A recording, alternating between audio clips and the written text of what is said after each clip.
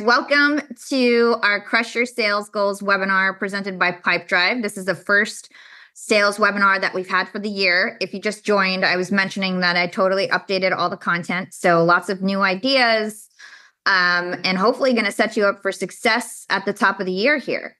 So if you haven't yet, let me know how many people are on your sales team. So far, it seems like it's all a lot of small sales teams, which is perfect for what we're going to go over today.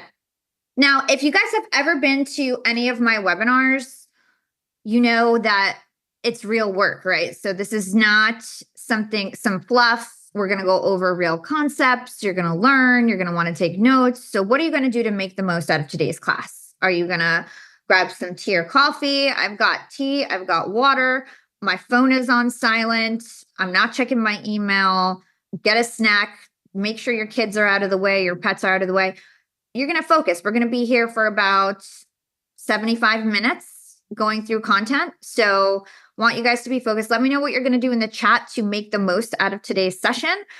Drop your name and date to solidify your commitments in the comments. Yeah, you guys will get a replay of this. So you don't have but I still would take notes because it helps you really remember things. So let me know what you're going to do to make the most out of today's session. Write your commitment in the chat. Well, you guys are something new that we're doing is I'm pulling the best content that I have from my podcast to make these a little bit more interactive, engaging. And so you're going to hear from Chris Voss, you're going to hear from Shelby Sapp and a few others in this webinar. So it should be fun. Okay. So before we are jumping into the content, we're going to have about 30 minutes of content. We're going to do a demo, another 30 or 40 minutes of content. So before we do that, so I don't have to interrupt in the middle of the session, since we've got a lot of the folks on already, is to sign up to the demo. So Kate, if you can drop this link in here, youngandprofiting.co/crush your sales, I would join it on your computer because we're going to do a demo that you can follow along with. So Kate will drop that link in the chat. Make sure you guys sign up. It's no credit card.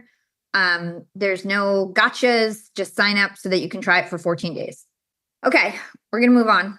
So in case you don't know a little bit about me, I am the host of Young and Profiting Podcast. It's the #1 entrepreneurship and business podcast. I've been doing it for over 6 years. I'm the founder and CEO of Yap Media. It's an award-winning social media and podcast production agency. And then most recently, a couple of years ago, I founded the Yap Media Podcast Network, which is my main focus now. So essentially, I grow and monetize other top business podcasters like Jenna Kutcher, Amy Porterfield, Neil Patel, Russell Brunson. I've got a lot of legendary podcasters in my network, and we're the #1 business and self-improvement podcast network. So I do a lot of sales. My main job at Yap is I'm the spokesperson of the company, and I really am taking most of the major brand sales calls, agency sales calls. A lot of our agency retainer deals are $10K minimum a month. Most of them are closer to 20 to 30K. Our brand deals, I'm closing $1 million deals sometimes. So I've got a ton of experience with sales. I would say that's one of my main skill sets aside from marketing. So I love sales. I know a lot about it. I've interviewed every sales expert in the world that you could imagine.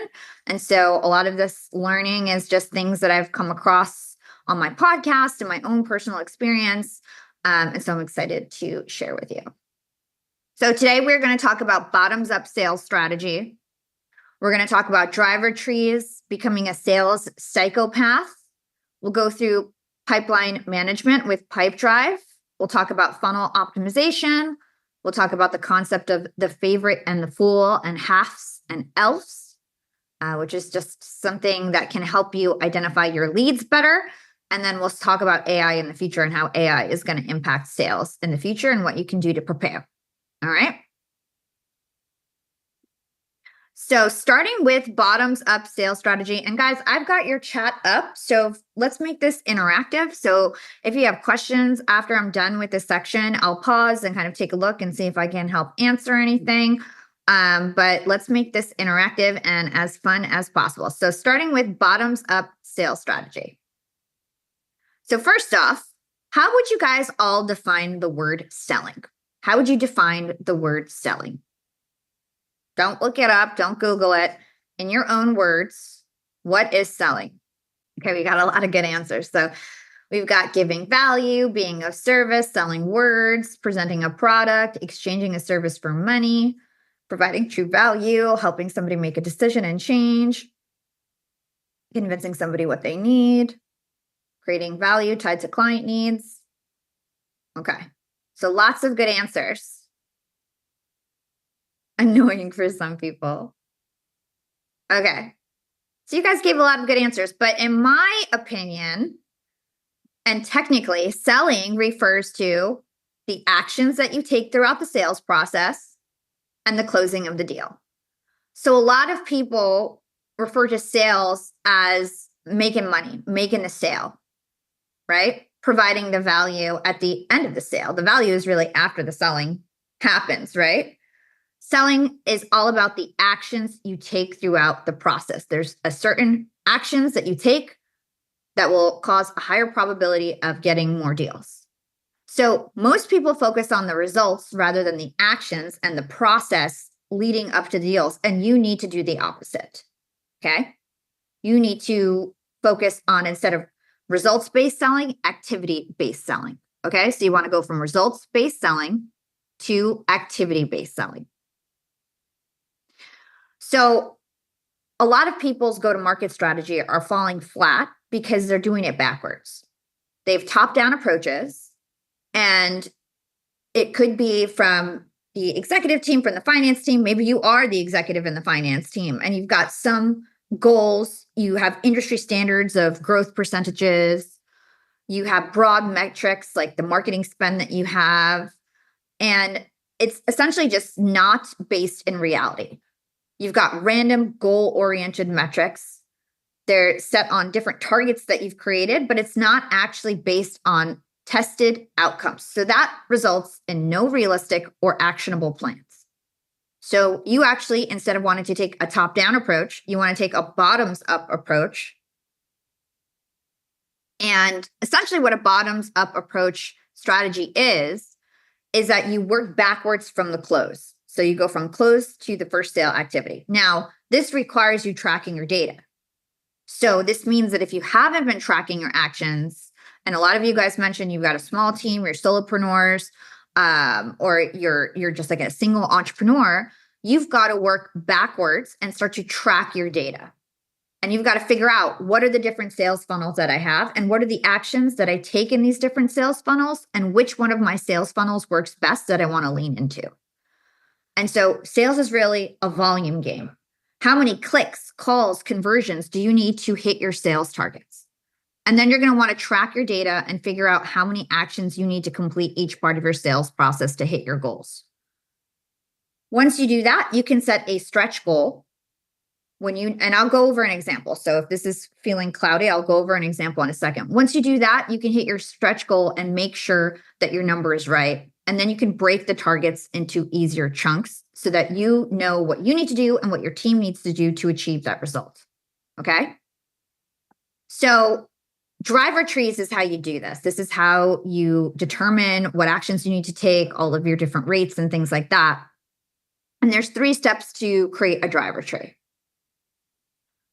Number 1, you determine your pipeline activities. So you determine the measurable actions that drive results in your best performing sales funnels. So this is all the calls that you've made, your email sent, your direct messages sent, your follow-up sent, the lunches that you've taken clients to. It's just any sort of action that you take to close a deal. And like I mentioned, you're going to want to think about all the different ways that you get clients, because I'm sure it's not just one way. And you're going to want to figure out, what are these separate funnels, and map out the actions to each of these funnels. And then you'll actually be able to see which funnel is working better, and which funnel you want to spend more time with, and what actions you want to spend more time on. Okay. Then you have to collect the results. So a spreadsheet or a CRM tool, a sales tracking tool, you want to collect all your past results. And these can include things like clicks, webinar registrations, webinar attendees, emails opened, calls booked. Okay. Number 3 is you want to calculate your performance rate metrics. So that's analyzing your past data to collect all the key rates to help you forecast future performance. So that's conversion rates, click-through rates, average order value, attendance rate. So let me know, do you guys understand how to, like, the general concepts, steps 1 through 2, 3 to create a driver trade? Okay, I'm going to put it into, I'm going to show you an example. So do you guys know what the different sales funnels that you have that currently you're using in your business? Let me know. Type it in the chat. What are the different types of sales funnels? Are you doing webinars? Are you doing discovery calls? Are you going to live events? Okay. And then do you know, out of all the different funnels that you have, do you know the best performing one? Or do you feel like you need to analyze your data and determine what the best performing sales funnel is? And do you guys know what key activities that you do in order to get that, all the different actions in your sales funnel? Do you guys know the different actions? So for example, when we have a webinar, it includes DMs, it includes an opt-in to sign up, it includes a follow-up email, it includes a bunch of different things. Do you guys know those steps, or do you need to actually map out those steps? That's great. So this is going to be super relevant for all of you guys. This is going to be a game changer. It was a game changer for me when it came to selling my courses specifically. So I'm going to go over our driver tree example, and we use webinars. So typically we have a webinar with a 1-month lead up for promotion. Okay. And so the first thing that you're going to do is analyze your past results. So like I said, you've got to be intentional. So now that means you've got to map out all your sales funnels. You've got to map out all the actions that you take, and you're going to start to track that data. It could just be like in a spreadsheet, but you need some sort of past result in order to get started. And then you can keep adding onto it and start to get averages and things like that. So you map out your funnel, you use past data to determine your key rates to forecast future results. So in this example, we made $21,000 in revenue. Okay. So we had 21 web course conversions at $1,000. So essentially when I'm mapping this out, I start backwards from a past result. Okay. So $21,000 in revenue, that was 21 course conversions at $1,000. We had 350 webinar attendees. So it was a 6% conversion rate. We had 700 webinar registrants and emails, which was a 50% average attendance rate. We had 1,000 clicks, and it came from 10,000 direct messages. So once you understand all of your actions and the results that you got, the clicks, the people who actually registered and so on, you can start to get your performance metrics, which is the 10% average click-through rate, the 70% average registration rate, the 50% average attendance rate. Okay. And then you can decide on a new team goal. So if I want to generate $35,000 on the next webinar, then all I need to do is plug in the performance metrics that I have and work backwards to get the result that I want. So I basically need 35 webinar conversions at $1,000. Then I just do the math. That means we need 584 webinar attendees. That means we need 1,168 people to register. Okay. And then that also means we need about, 1,700 clicks, which means we need to send about 17,000 direct messages total and about 4,000 direct messages per week. Okay. So basically I've just figured out how to get to my new team goal based on actual results. I didn't just, point my finger in the air and say, I want $35,000 next time, go do it. I have clear direction. Hey guys, I need us to move from 10,000 direct messages to 17,000 direct messages if we want to hit this goal. Does that mean that we need to extend the time to the webinar? Does that mean we need to add another salesperson to help us do more direct messages, right? And then you can also divide this by the day and give people what they have to do per day in order to hit that goal. It also helps you understand, like, if you're midway and you haven't hit a certain amount of registrants, you know that you're behind your goal. So all the time when I'm doing webinars, I'm like, hey guys, we need X amount of registrants. We still don't have that. We need to do more. We need to do more DMs. We're behind. Maybe our message needs to be improved. Maybe our opt-in needs to be improved. Something is broken because we're not hitting our average metrics, and we need to figure out what we can do better to get the result that we want. Okay? Now, once you have your team goal, you can then figure out your per rep metrics. So if you have 5 sales reps, which is the example here, you can then work backwards and figure out how many direct messages they need to do per week, per day, for the month-long period. And you don't only want to figure out how many, first step actions you want them to understand that their ultimate goal is that they need to get 117 webinar attendees and ultimately 7-hour webinar conversions. And the other thing when you're doing a per rep analysis to think about is that you can then see like who's doing something differently that's working better. So you give 2 different reps the same goal. I need you to get 117 webinar attendees, 7 webinar conversions, and somebody does better even though they sent the same amount of direct messages. For example, it could be that their message was better. Maybe they did better follow-ups. Or something about their process is different. You want to figure out, why is this person performing better, and how can I then scale that to my team and keep improving what we're doing, right? So it's really cool to start tracking team-wide, to track per person, and really start to evaluate all the actions people are doing. Okay? So one thing to remember with activity-based selling is that you are really focused on your actions. You're focused on what you can control. You're focused on the process. And you know that if you do all the right actions, that sales is a volume game and you'll end up getting a good result. And you can't worry about the results while you're taking these actions. You want to have a really strong, confident mindset while you're activity-based selling.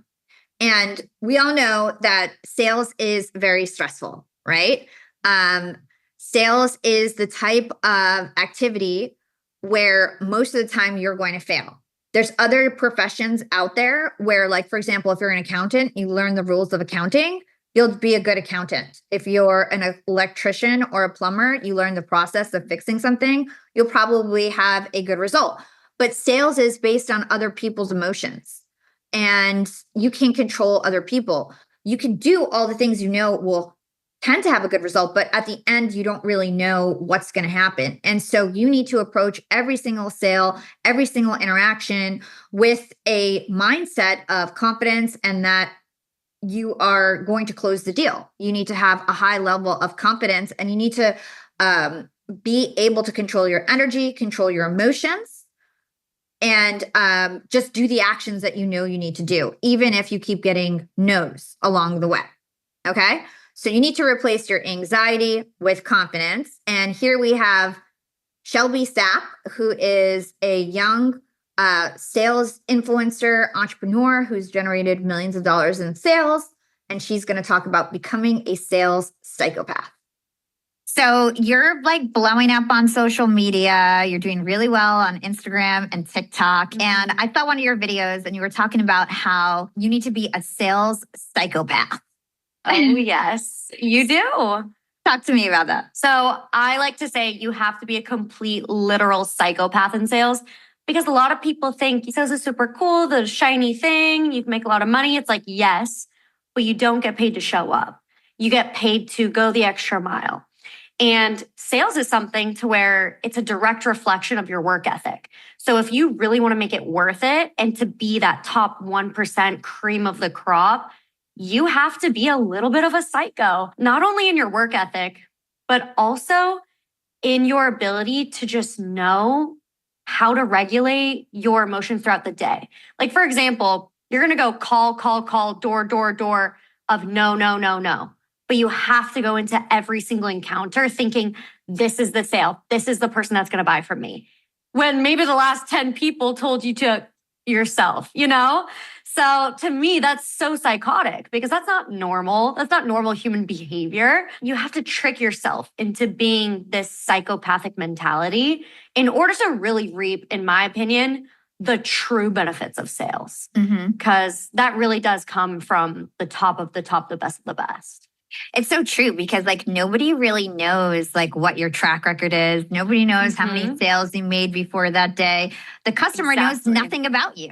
They don't know your ranking. They don't know anything about you. So you can come there with good energy and, you know, just have the confidence and know your stuff. And they have no idea how well you've done in the past.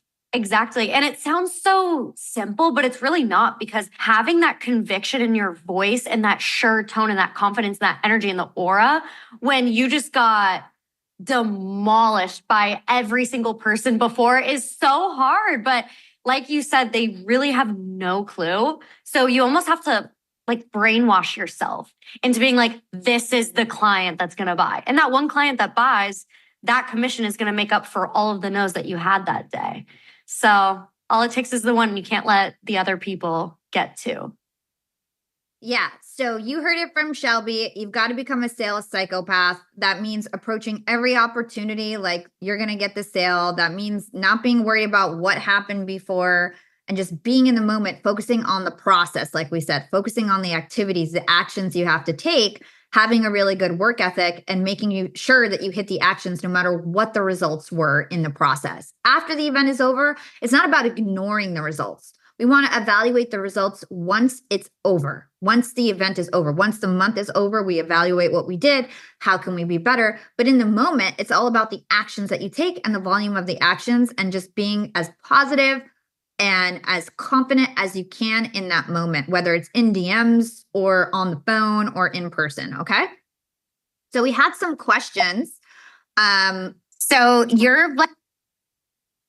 we had some questions. So I'm going to just go back and clarify some things.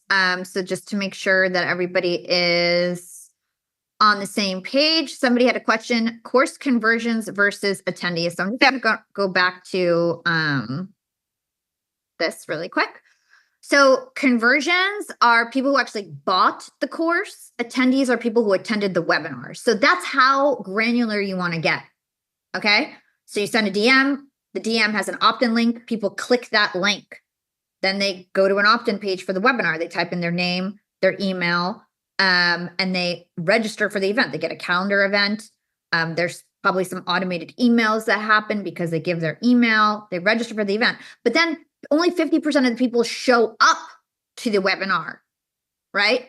Then you do the webinar, and if they buy on the webinar or afterwards, that's up to you to decide like what the time period is of tracking conversions associated with that webinar. And that's people who actually buy, right? So that's hopefully that answers your question. How do you send 10K DMs efficiently? Virtual assistants. On LinkedIn, your DMs are unlimited to your first connections. So it's just all about getting first connections, and then you can DM them whenever you want. Question: if this is new Salesforce and do not have much past history, do you use past sales from other salespeople? Yes, you can just use past sales data from other people, other events that you've had. And then you can try to tailor it once you have more realistic information about your new sales team. What strategies to manipulate conversion rate? We're going to talk about that later when we talk about optimizing funnels. All right, cool. I think those were all the questions. Okay, so do you guys want to lean into activity-based selling? Is this different from what you've already been doing? Yeah, this is also something that you've probably done before, but like things get busy and then you just kind of like are on a hamster wheel. And it's always good to just like reset, especially in the beginning of the year. And also make sure you stop doing things that are not effective. Or you can kind of optimize, like we were talking about, we're going to talk about optimizing funnels. You can optimize a step that might not have like industry standard performance. Like, for example, let's say, your conversion rate is 2%, but it should be 6%. So what do you need to do differently, right? So I think just evaluating what you're doing is always smart, slowing down, stepping back. Can you guys see yourself using a bottoms up strategy if you're not using one yet? All right. So according to Pipedrive, sales team use the following tracking: 4% pen and paper, 17% spreadsheets, 79% CRM software. What are you using today? Or are you not tracking at all? Let me know in the chat. Are you using pen and paper, spreadsheets, CRMs? Well, that's what Pipedrive is. Just so you guys know, Pipedrive literally was started to revolve around activity-based selling. That's like their whole ethos, is that sales is all about the actions you take, and to be more activity focused rather than results focused. So pipeline management is an incredible way to visualize your sales process, to track all your activities. Having the right CRM is crucial for your sales success. And this is coming from Pipedrive's website. We believe that in sales and marketing, just like in life, you can't control the results, but you can control the actions that drive deals towards completion. So their whole thing is designed around helping you understand all the actions that you're taking, tracking that automatically, and being able to see like if there's anything going wrong. It actually has like AI that will tell you you need to do more emails, you need to do more calls, and you just basically input that historical data so that Pipedrive knows how to guide you and your sales team along the way.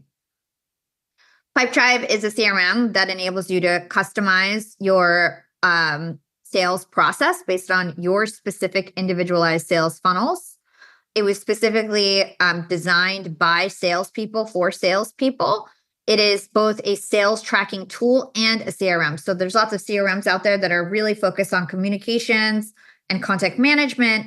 Pipedrive is both a sales tracking, activity sales tracking tool and a CRM, traditional CRM, where you can see every single email you've sent, every single DM you've sent, save all your contact information. Pipedrive also has a lot of automations. They're really innovative, and they've got lots of new AI tools that are really exciting that are coming out. You can do automated follow-ups, you can do AI-generated email templates, and then they have amazing reporting. I think my favorite part about Pipedrive is all the reporting that they have. And in our demo, we're going to show you what their reporting looks like. Pipedrive is also, a very popular platform that's integrated with every single app that you can imagine. So you can check out their integrations during your free trial. So we have more content after this, about 45 minutes of educational content. But before we do that, we're going to start the demo. You guys already signed up to the demo. If you guys have not yet, please go ahead and do that. Drop that link in the chat, Kate. We're not going to spend a ton of time because I had everybody who was on earlier sign up. And I'm going to answer some questions while you guys do that. If you guys have not done it yet, please sign up. Let me know done in the chat if you've done that. Mark is asking, if one only uses Pipedrive, should that be the only tool CRM to track your sales, or would you recommend also tracking in Excel as well? I think that if you set up Pipedrive properly, you won't need to use Excel. That's the whole point, is that you want to get out of spreadsheets and move to Pipedrive to track all your sales. And Pipedrive on their blog has all this documentation of like how you can basically make that transition. So if you've been tracking in Sheets, that's great because you basically have the foundation to then, upload that information into Pipedrive. Okay. All right. So if you guys want to sign in and follow along the demo, you can. If you want to just pay attention and play with it later, go for it. It's up to you. But if you have access, you can actually follow along during the demo. And now I have Eamon from my sales team going over a demo account of Pipedrive to just show you guys specifically how you can use Pipedrive for activity-based selling. We're not going to go into like too much of like the contact stuff that is traditional CRM. We're really focused on how this is related to activity-based selling. Hello everyone, I'm Eamon, and today I'm going to walk you through how our sales team uses the core features at Pipedrive to crush sales every year. Let's get started. So the first step in Pipedrive is to set up your pipeline stages. Think of your pipeline as a visual representation of every step a deal goes through before it closes. Pipedrive allows you to fully customize these stages so they match your specific sales process. Here is how to do it. Click on the pipeline button in the right corner of your dashboard. Create or rename your stages to reflect your steps you typically take, such as prospecting, qualifying leads, closing the deal, signing the contract, and so on. As you can see, Pipedrive already gives you a template that you can use. So once you set up your stages, you can start adding deals into the appropriate stage right away. The visual approach keeps your team aligned and ensure nothing slips through the cracks. Next, let's talk about focusing on actions that move the deal forward. It's easy to get caught up in the final outcome, closing the deal, but really the day-to-day activities are what makes the difference in the sales process. So a sales activity in Pipedrive can be anything from a phone call, an email, or a scheduled meeting to a lunch, maybe, for example, with a potential client. Whatever you need to do to nurture that deal, you can log it in and schedule it in Pipedrive. Here's a quick example. Let's say you have a new lead. You might schedule a discovery call, then follow it up with an email and confirm the next steps. Pipedrive will book these times in your calendar and remind you of these activities. So you're always on top of your tasks and never miss an opportunity to connect. As you work on deals and complete activities, Pipedrive will provide you with real-time tracking and insights to help you crush your sales and refine your approach. If you need to adjust course, let's say you notice a conversion rate drops when moving the deal to qualified stage, with Pipedrive reports, you can spot these trends early and take correction actions, maybe offering a more compelling proposal, dedicating more time to customer needs in that stage. This kind of visibility ensures that you and your team can pivot quickly and keep hitting your goals. Finally, when you have your pipeline set up, you're focusing on the right actions and you're tracking progress, it's time to optimize and grow. Pipedrive's automations help you scale your sales process and achieve even bigger goals. For example, the automations can take care of administrative tasks like sending follow-up emails. You can schedule the follow-ups beforehand or updating deal stages, saving you time and effort. As you refine your winning formula, you can set even bigger sales goals and continue to push your team to new heights. All right, this is Pipedrive in a nutshell. Hope you got some insights and back to the webinar.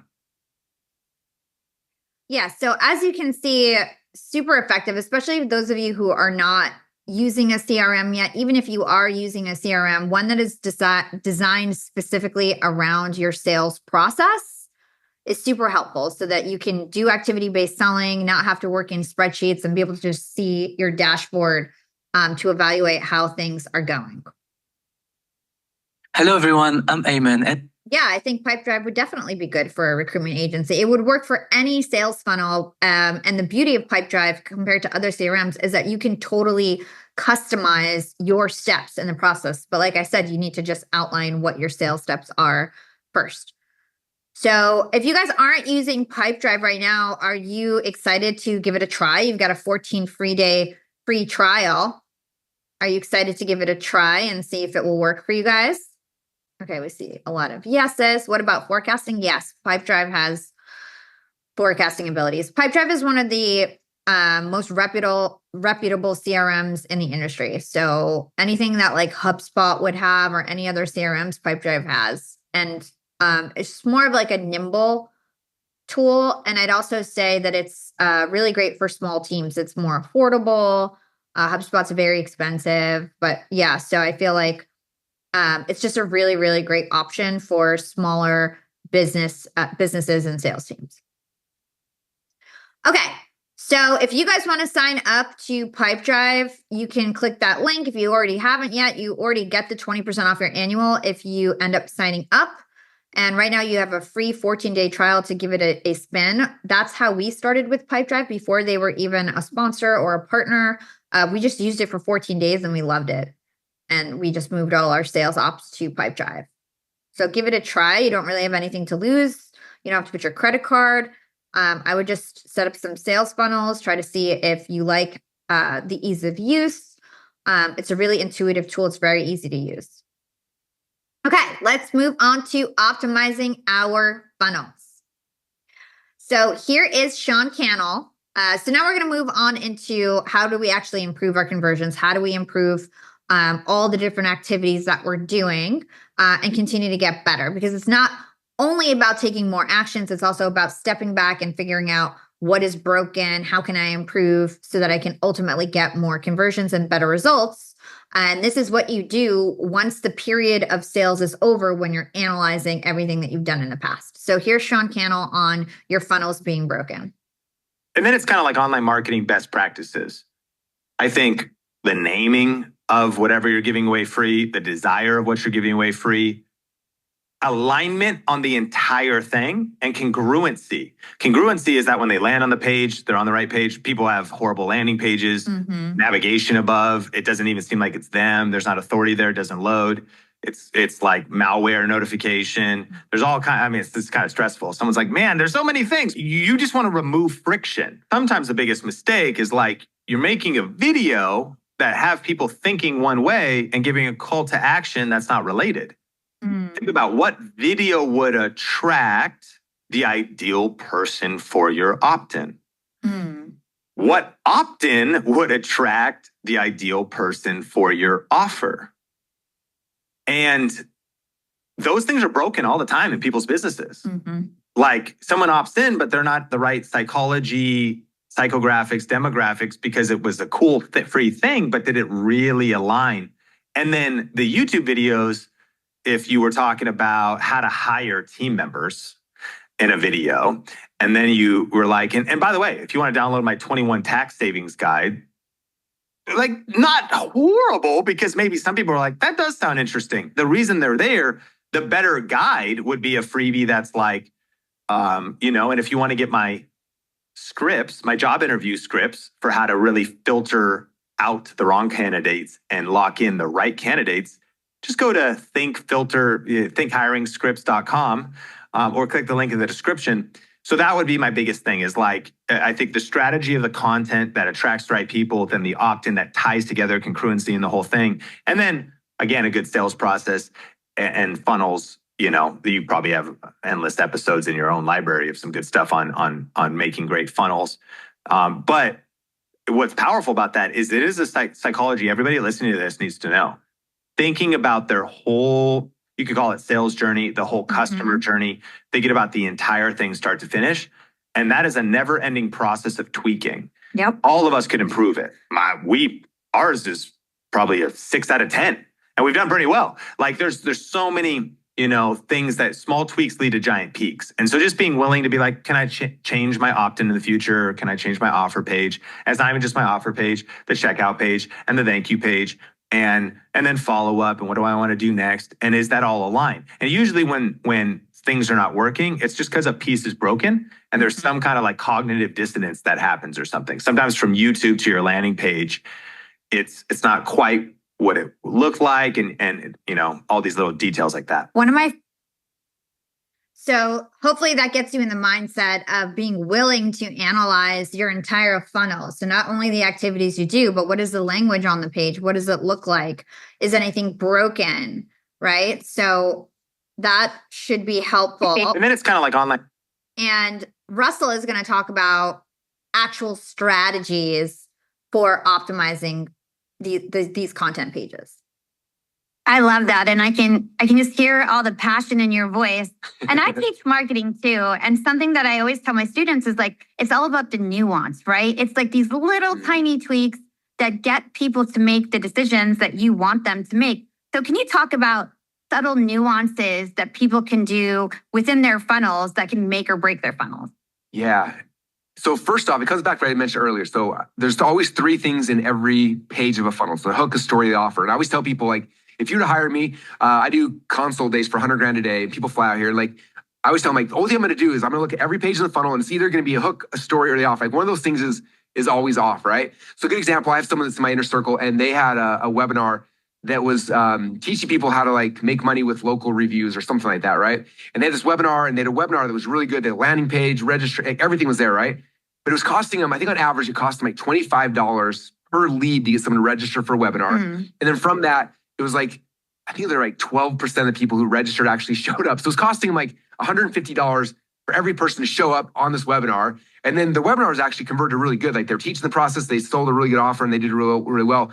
But it was just, the conversions were bad. So they wanted me to help them rebuild the entire funnel and the webinar and everything. And I was like, I don't think it's that big. I think you're just missing one thing. I said, when I look at the registration page, their headline was something like, learn how to make money with helping local businesses with local reviews.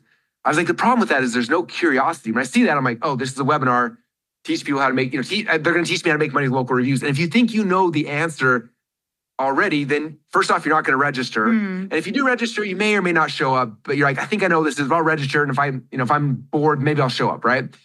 And so all we did is we took that, I was like, let's just change the hook and make it more, like, let's make more curiosity in the hook. And so we changed it from how to make money, teaching people how to do local reviews or whatever, to like, it's something like, this is the loophole we found to help make extra money helping local businesses. And this is not, and we talked about all the things it wasn't. This is not doing Facebook ads. This is not doing Instagram. This is whatever, all the things that people might think it was. We talked about what it was not. And instead, register to find out exactly what this new thing is, and then we'll show you how to use it inside your business. So we just made it more curiosity based. That's all we changed on the registration page. And it went from like $25 per registrant. Now I started getting registrants at $5 a piece. So it dropped the cost down to 1/5. And then because people didn't know what it was unless they showed up, their show up rate went from like 12% to like 26%. Wow. And so between those two things, all of a sudden the metrics of the business changed, and this funnel went on to make them millions of dollars just by changing a hook on a page, right? So like that's how, like you talked about, it's just like simple psychology that these little tiny tweaks, these little tiny changes have huge impact across the funnel, right? And so for me, like that's what I'm always looking for. That's why I look at so many people's funnels just to get ideas of like, oh, look how they did that. Look how they did this. And the more I see people buying ads, like the telltale sign of like, people always ask me, how do you know a funnel's working? Like if the company is spending a lot of money on ads and you keep seeing it over and over and over again, they probably are doing something right. And so I'll click on it, I'll go look at it, I'm like, oh, look how they did that. Look how they framed that. Look how they made this offer. Look what, and we're just looking at those little things, and they'll come back and test them on our pages. And like I said, a little tweak like that can dramatically change the metrics of a business. So it's like searching for buried treasure and then applying it back to your business, which is so much fun. Yeah. So I love what Russell said, especially at the end of analyzing your competitor funnels. Who is your competitor? What are their funnels looking like? What activities do they do for top of funnel, for mid funnel? What do their landing pages look like? What is the language that they're using? And you can take the things that you think are working well for them and apply it to your own business. And so not only optimizing your funnels, but analyzing your competitors' funnels. I love that. And So an example of this is something that we do at Yap and that we've tried to fix, which is our attendance rate. Our attendance rate is great for webinars. We get a 50% average attendance rate. However, I interviewed Kat Norton, and she told me that for webinar registrants, she gets a drastic increase in her attendance rate by collecting people's phone numbers and then texting them. So an example of optimizing a funnel for us would be to start testing text. And so if we were to just not change anything, so if I just had the team continue doing 10,000 DMs, but we implemented text reminders, which can be automated, and we're able to jump from 50% attendance rate to 80% attendance rate, I can hit my 35K-ish goal with that change and not necessarily sending out more DMs. So it can really have big impacts. And you want to see like what part of your funnel can you actually improve? Is there a way that you can improve the click-through rate? Is there a way that you can improve the conversion rate on the actual event, right? So you always want to look at that and try to optimize. So based on everything you just heard, are you inspired to start optimizing your funnels? And if so, like what's one idea that you will do after this call? Well, thank you guys. You can listen to all those episodes. Kate, maybe you can drop the episode links in the chat. That Russell Brunson episode was epic. I have so many sales episodes, guys. I've interviewed every single human behavior and sales person in the world. Okay, so benchmarks for conversion rates. They're going to be different by industry, but that's something you can go on ChatGPT and check out. That's going to be totally different for every single activity. It's going to be totally different for every single type of event. So for example, like webinar events are going to have different conversion rates than a sales call. But you can find that information online. And you can also use your own past results as your benchmark and just keep improving from there. Working backwards, figuring out how to automate, laying out the funnel. Yeah, the hook story offer is brilliant. That entire episode with Russell is amazing. Also, if you guys want more webinar content, I'll write this in the chat. I have a 2-part series with Jason Fladline. And we go over how to create the best webinar ever for like 2 hours. So if you guys want to get into webinars, check that out. Okay, so let's talk about prioritizing your time. Now, a lot of us seem like we're selling services. It also sounded like you guys are taking a lot of sales calls. I saw discovery calls a lot in the chat when I was asking what your different activities were. So when you're not selling one-to-many, you really have to be careful with your time. You've got to make sure that you're taking the right calls, that you're focused on the right thing, because time is the most precious asset that we have. And Chris Voss told me once, it's not a sin to lose business, but it's a sin to take a long time losing business.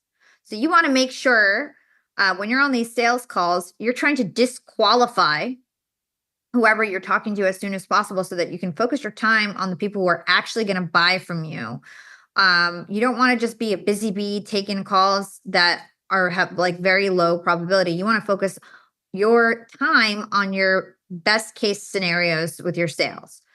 So you want to think about, are you the fool or the favorite?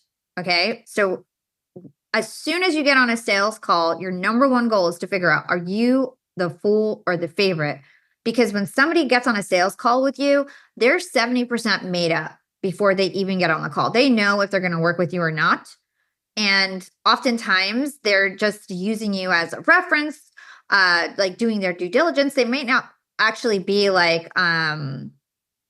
intentionally like trying to waste your time. They might think they should be getting 3 bids or whatever it is, but their mind is already made up. And you need to decide, like, are you the fool or the favorite? So you're the fool if they're asking you for free information. They just keep asking you for stuff. They're really unresponsive. They keep you waiting. They miss the first call. They're late. They don't respect you. They don't respect your time.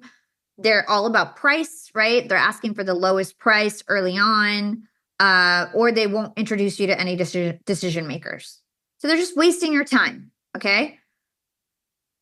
Your favorite, on the other hand, is they're treating you like an insider. They're sharing exclusive details. They're talking about how they're going to work with you, not if you can do something for them. They treat you with respect. They're seeking out your input. They're treating you like a trusted advisor. They're bringing the key decision maker on the call. They're negotiating what they're going to get in the deal, not necessarily the price. They respect your prices. They respect your work. And so you need to find out if you're the fool or favorite early on. And part of that is just paying attention, right? Paying attention to what's happening, what happened before the call. And you can take a 15-minute call to like 100% solidify if you're the fool or the favorite. If you're the fool, you want to disqualify your weak leads early. You want to ask direct questions. You want to, instead of lowering price, shift the conversation to value, differentiation. And you also could try to uncover gaps and ask, like, what would it take for us to be your first choice, right? And, if you've got a lot of options, just, sorry, we're not a fit. They could come back to you and you can be the favorite because you put your foot down and stayed confident and assertive. Now, for the favorite, you want to stay confident. You want to stay assertive. You also don't want to give them time to think, basically reconvince them that you're not the favorite. So you want to close quickly. You don't want to let them second guess. You want to push for the highest pricing, better terms. You definitely don't want to throw out free promotions if you're already the favorite, right? So once you know you're the favorite, offer stands as it is. There's no flexibility in price. Close quickly and you'll do well. So there's a magic question, and we're going to hear about it from Chris Voss. So what questions should we ask ourselves to understand whether we're the fool or the favorite? Ask yourselves, how can I fearlessly find out early on without hurting anybody's feelings? Because I'm not going to ask legitimate questions. How do I allow myself to find out early on whether or not I'm the favorite or the fool? If you don't want to try, you're holding yourself hostage. Release yourself, because you're the one that's holding you back. And this scares the heck out of so many people. If they can get over this hurdle, if they can just put themselves in a mindset to find out, then they're going to be a long way towards using these skills because it's about releasing yourself in many ways. Steve, would you agree? Absolutely. And this is a concept that I really resonated with because in football, this is what we were trained to do. Read the situation, read and react, read and react.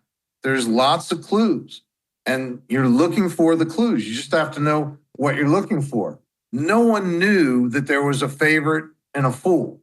The moment you start looking for the clues, they're all over the place. It's not a sin to lose business. It's a sin to take a long time losing business. And, the real reason why real estate agents work 7 days a week is because they don't work 5. If they actually work 5 days a week, actually work, rather than spending time chasing after business they're not going to get, they wouldn't have to work 7 days a week. They wouldn't have to be on call 24/7. So I take sales calls all the time. They usually start with some sort of discovery call where you try to figure out what's the client's problems. Can I help them? Can I not help them? So what are the things that we can do in that conversation to know whether we're the fool or the favorite? What are the things that people do or say that will give us clues? Well, the first thing is to just ask what is the most horrifying question for everybody until they understand how good it is. And that's to say to the other person, you got a lot of options out there. I mean, I got solid competitors. You could go to them. They got great resumes. Why me? That is like the magic phrase. I mean, it's an emotional intelligence, surgical strike. Why does certain things to people that are vastly different than what is normally portrayed out there? Why is like this? It's a emotional intelligence surgical strike. You should never ask why unless you want them to defend you, because why always triggers defensiveness, which is the bad advice. Find out their why is good advice, but it doesn't tell you that you shouldn't ask them why, except if the why is about you and you are going to get an unguarded, honest answer, or you're not going to get an answer. And if you don't get an answer, why you? There ain't no why for you there at all. That's so interesting. So basically, you're asking why me because you want to get a gauge of how much they respect you and if they've picked you already and how much research they've done. So if I say why me, and they're like, Hala, you're the number one LinkedIn expert. Everybody knows you make all the influencers on LinkedIn. Then I know, okay, I am the favorite. But if they say I Googled you and you popped up and I'm interviewing 3 other people, then I might be the fool, right? That one, or, what a lot of people throw back on you, the person who either is taking advantage of you on purpose, and a lot of people are doing it by accident. They don't mean to be. They're taught that it's okay, get 3 bits. But they're going to say, well, it's up to you to convince me. And if they throw it back on you like that or in some fashion, you are the fool in the game. So good. Has that ever happened to anybody where somebody said, you've got to convince me, show me what you can do?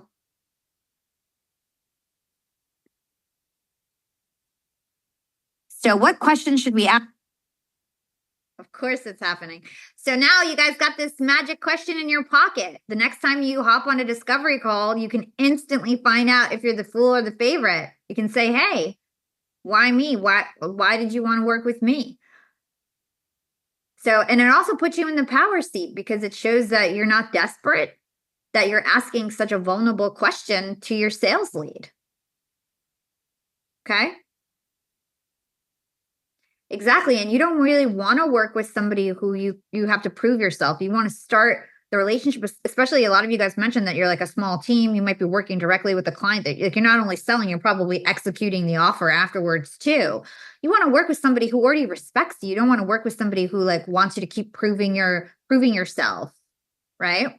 They're going to be bad clients, which brings me to the next point. So also, when you're evaluating your clients, you want to think about, are they halves or elves?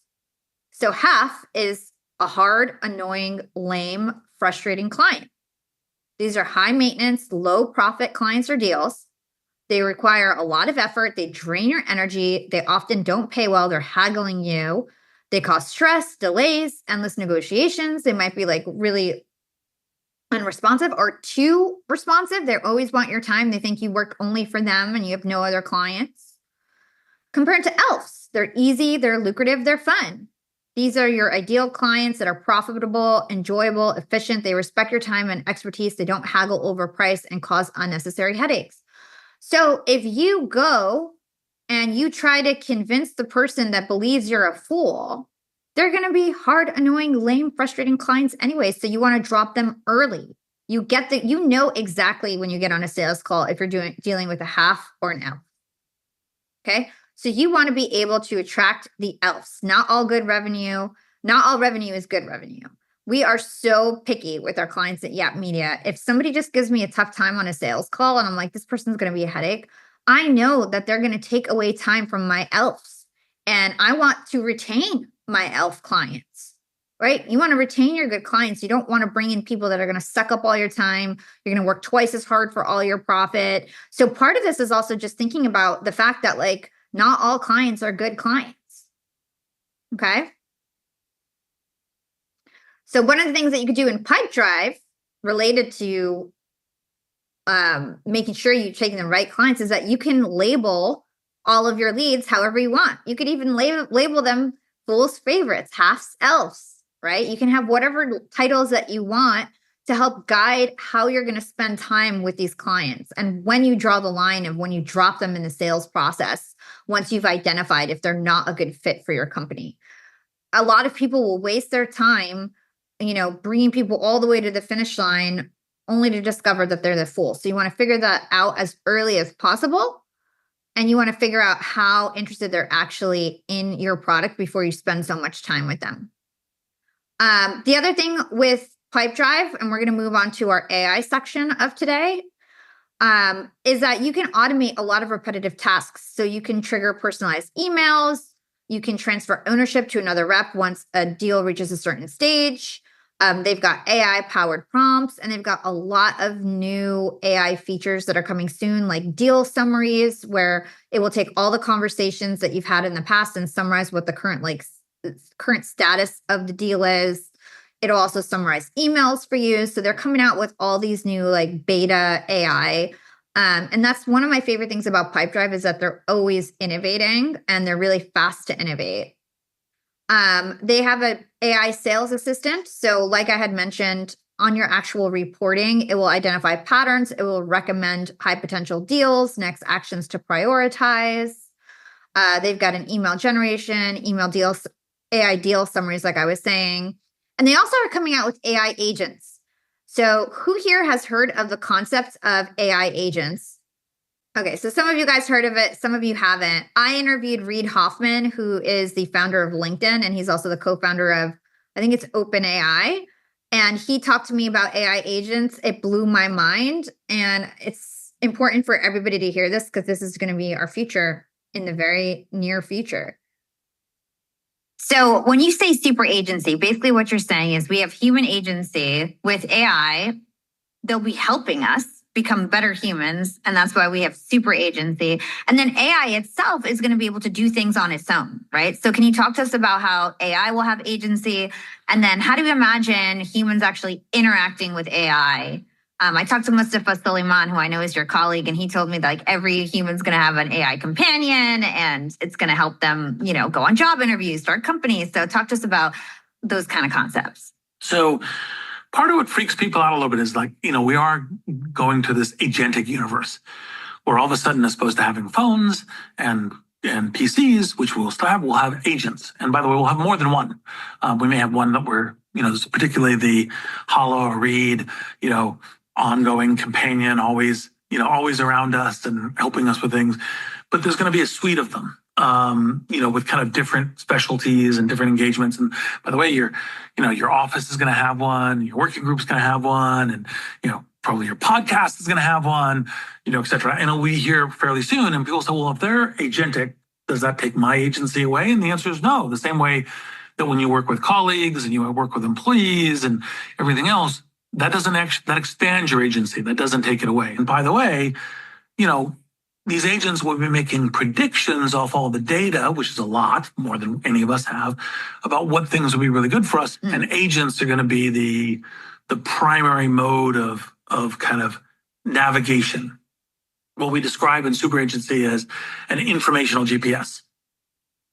So in this entire informational digital world, we'll do that. And there will be more agents than there are people. One of the things that I think people haven't really fully tracked yet, but I think will be very interesting, is how agents end up talking to each other. Because when we have that many agents, part of how you and I are going to coordinate, like we say, hey, what should we talk about in the podcast? Well, one of our preps will be your agent will talk to my agent. Oh my gosh. And they'll kind of go, well, these topics will be really good. And, hey, when you ask a question this way, it'll be great. And when you answer it this way, it'll be great, and da-da-da-da, and, that kind of thing. Or this could be a really new, interesting thing to try. And that will be part of the world that we will be in. Yeah. Thinking about agents is so mind-blowing. And when I think about AI and all the talks that I've had, a lot of people talk about it as being like a great equalizer. Now, as I've thought about it more, I realize that it's like you have to be the best trainer of the AI. Like I kind of imagine everybody being an entrepreneur, having agents that work at their personal company. You basically have to be the best at coordinating your agents and figuring out how to like mobilize all that AI and all your AI support. And so smart people are going to be smarter at that. Right. And creative and innovative people are going to be more creative and innovative when it comes to their own agents. And so I just feel like a lot of people are probably worried that there's not going to be any room for them, to your point, as humans. But I really think it's going to be how you manage your AI. In addition to training, it's also deploying, organizing, executing, strategizing, all of the above. And that's part of the reason why kind of with super agency and the other kind of content that I've been trying to get out there in people's hands, like start playing with it, start exploring, because you want to start building the muscles, and getting engaged with it is really important. And that's the most central thing. And again, part of the reason I called it agency, because it's like, own your agency and go do it. And part of the super agency is when millions of us all start doing that, it benefits all of us much more than just even the technology benefits each of us individually by ourselves.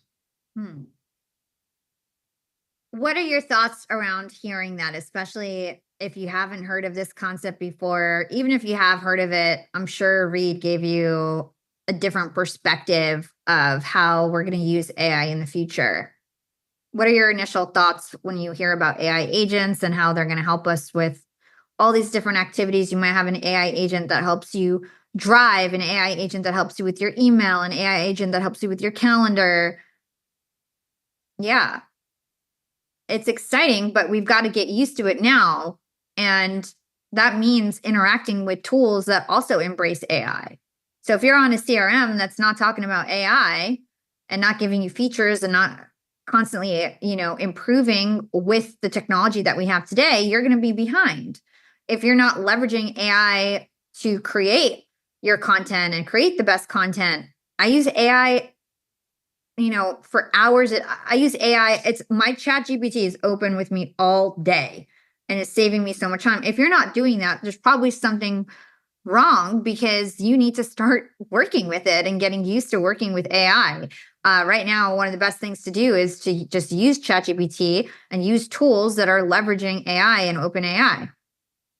So how are you going to leverage AI for your sales strategy? What are some initial ideas that you guys have of how you're going to leverage AI?